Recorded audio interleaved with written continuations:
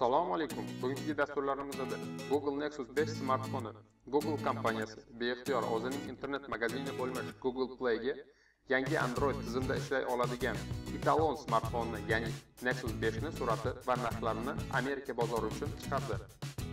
Ko'rinib turganidek, 16 gigalik xotirasiga ega bo'lgani $345 ga baholangan. O'tgan yilgi Nexus 4 apparati 8 gigalik xotiraga egaligi $299 ni tashkil qilgan edi. Nexus 5 smartfoni 495 dyumli Full HD razрешениyaga ega bo'lgan ekran, 4 yadroli Qualcomm Snapdragon nomli 2.3 GHz da ishlay oladigan protsessor, 2 GB operativ xotira, foydalanuvchi xotirasi esa 16 yoki 32 GB ni tashkil qilishi mumkin. 2300-3000 mAh ishlay oladigan akkumulyatorga ega bo'lishi kutilmoqda. 8 megapikselli optik stabilizatsiyaga ega bo'lgan asosiy kamera, 1.3 megapikselli old kamerasi, micro SIM sloti, NFC qurilma, Bluetooth Store versiyasi o'rnatilgan bo'ladi. Va yana balkim simsiz zaryadga olish imkoniyatiga ham ega bo'lishi kutilmoqda.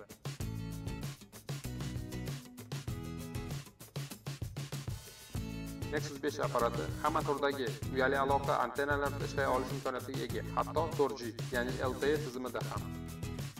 Unda eng yangi operatsion tizim o'rnatilgan bo'lib, Android 4.4 KitKat versiyasi o'rnatilgan bo'ladi.